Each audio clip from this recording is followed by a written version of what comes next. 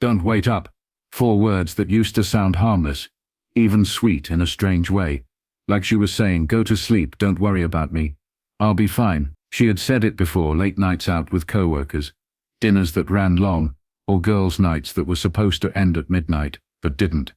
I'd gotten used to hearing it, telling myself it was normal, that not every night had to end with us falling asleep side by side. But this time, those words hit different. Not because of how she said them, but because of what came after.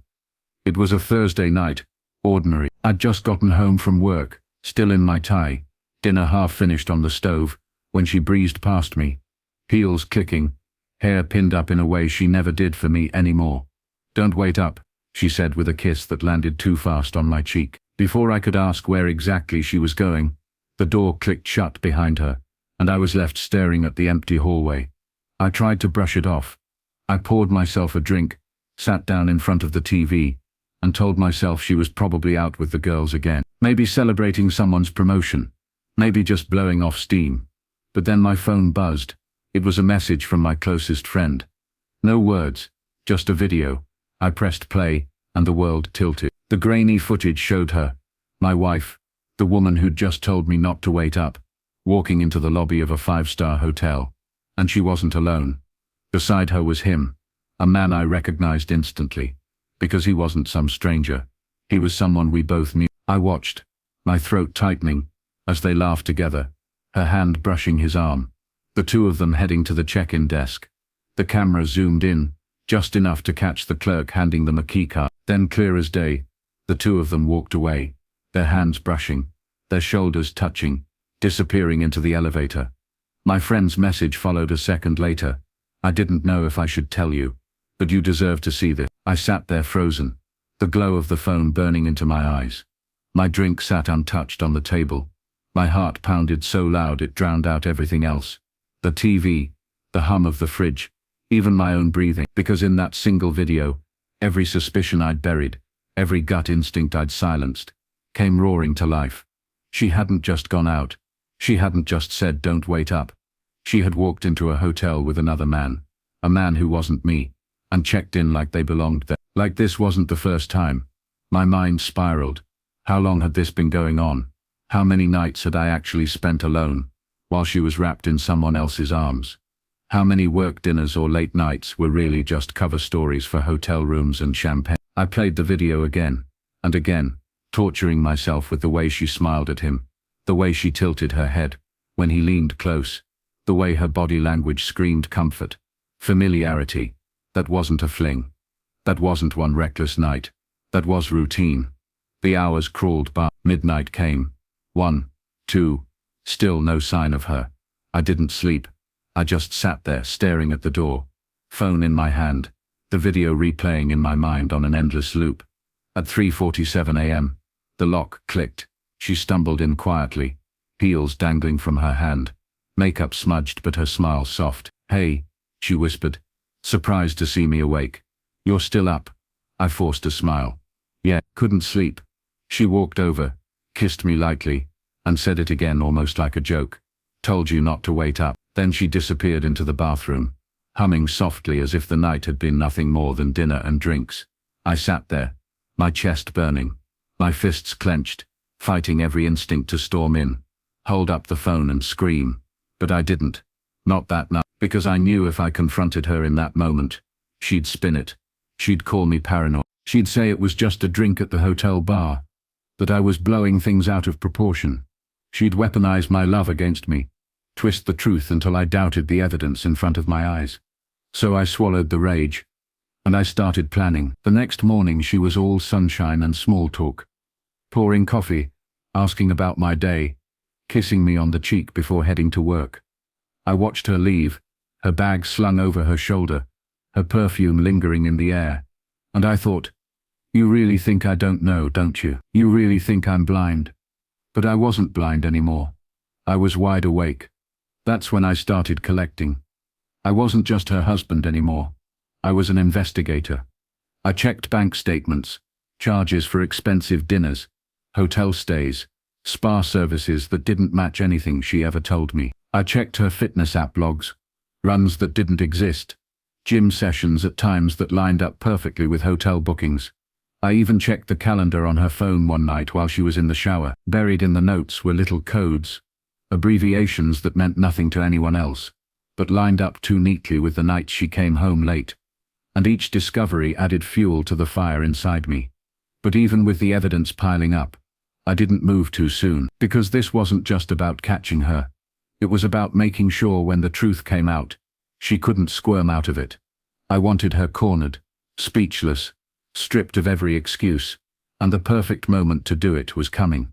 Her company was hosting a big charity gala. She had begged me to come, said it would mean so much if I supported her.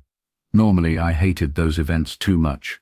Small talk, too many fake smiles.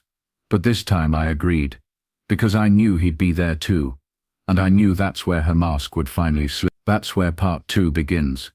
Not just with suspicion, not even with the video my friend sent, but with the decision to stop being a passive witness in my own life, to step into that gala with the truth in my pocket, and finally show her, him and everyone else, exactly what she thought she'd hidden so well. I remember standing in front of the mirror the night of the gala, tying my tie with hands that wouldn't stop shaking.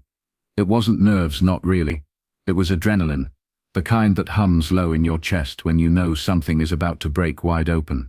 She was upstairs, humming to herself, zipping up the dress she had splurged on for the event. I could hear her heels clicking on the hardwood, the familiar sound that used to mean nothing but now made my stomach turn. She called down, "Are you ready?"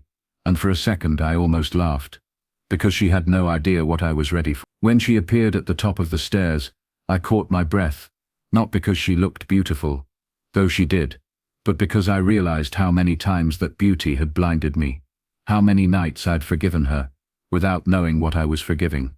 She twirled, smiling, asking, "Well, what do you think?"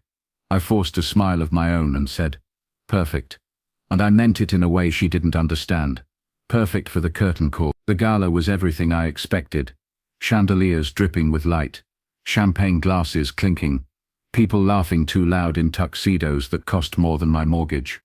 She floated through it like she belonged there, greeting co-workers, laughing at jokes, touching arms too familiar, and I saw him. The man from the hotel video. The man she swore was no one. He was across the room, drink in hand, eyes already locked on her, like the rest of us didn't exist. I felt heat crawl up my neck, but I stayed still. I waited, because I wanted the world to see it too. It didn't take long, 10 minutes, maybe less, before she drifted to him like a moth to flame. They tried to keep it subtle, her hand brushing his sleeve, his leaning in too close, their laughter pitched just a little too private. But subtlety dies. Under chandeliers. People noticed. I noticed, and I knew it was time. I raised my glass and tapped it with my ring until the sound echoed through the room. Heads turned, voices hushed. She looked at me from across the hall, startled, her hand still half resting on his arm. "If I could have everyone's attention," I said, my voice steady, calm, carrying more weight than it ever had. The crowd circled, curious. She froze, her smile faltering, her eyes flicking between me and him. "I want to make a toast," I began. "To honesty." A ripple of laughter moved through the crowd, the kind that comes when people don't yet know if they're in on a joke. "See, honesty is supposed to be the foundation of everything. Marriage, friendship, love. Without it, everything else crumbles." And sometimes, I continued, reaching into my jacket, you find out the person you trusted most has been building a whole other life right under your nose. I held up my phone, the screen already cued to the video my friend had sent me. With a single swipe, I mirrored it onto the gala's projector screen behind me, and there it was, grainy, undeniable, larger than life. Her, him, the hotel, the check-in desk, the elevator doors closing behind them. The room erupted, gasps, whispers. Someone even muttered, "Oh my God." She stumbled forward, face draining of color, shaking her head like she could erase the image with denial. "It's not," she started, her voice breaking. "Don't," I said sharply, cutting her off. My voice carried in the silence that followed. "Don't you dare say it's not what it looks like, because what it looks like is exactly what it is." He shifted uncomfortably, the smugness gone, his drink trembling in his hand. She looked at him desperately, then back at me, her lips trembling, her mascara already streaking. I turned to the crowd, to her co-workers, her friends, the very people she'd wanted to impress tonight. She told me not to wait up. She said it was just work. But here's the truth. While I was sitting at home, she was checking into 5-star hotels with him, smiling, laughing, living a second life. The silence that followed was heavier than any shouting match could have been. You could hear the sound of glass being set down gently, the awkward shuffling of feet. Eyes darted away. Whispers rose, the kind of whispers that never die once they She reached out for me, tears spilling now. "Please, don't do this here," she whispered. I pulled my hand back. "This is exactly where it needs to happen. In the same light you used to hide your lies. No more shadows, no more don't wait up." And then I walked out. The night air outside was cold, cutting, but it felt cleaner than anything I'd breathed in years. I could still hear her sobs through the walls, muffled but frantic. I could picture him, shrinking under the stares of everyone around him, the hero of her lies suddenly exposed, as nothing more than a coward. But I didn't look back. I got in my car, started the engine, and drove away. The days after were chaos. She called non-stop. Voicemails shifted between fury and begging. "How could you humiliate me like that?" one said, her voice shaking with rage. "Please, we can fix this," another whispered, almost childlike. "But you can't fix something that never really existed. You can't patch a marriage that was being lived in 2 places at once." I met with a lawyer.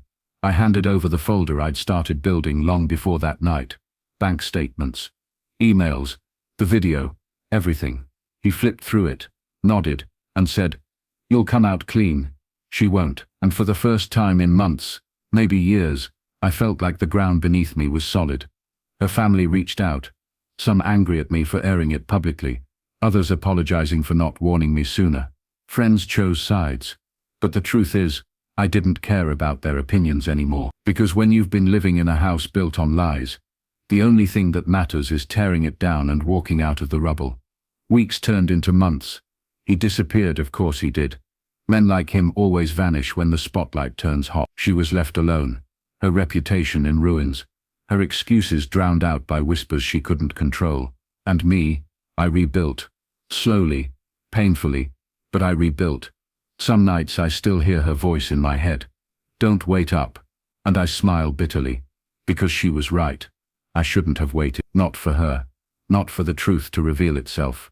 I should have seen it sooner. But I did see it eventually.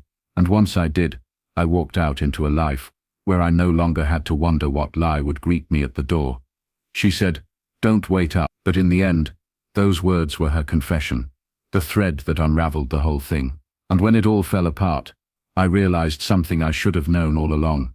Sometimes the kindest thing you can do for yourself is stop waiting. Stop waiting for them to change. To stop waiting for the truth to be kind. Stop waiting for the lie to feel like love again. I stopped waiting. And I walked away.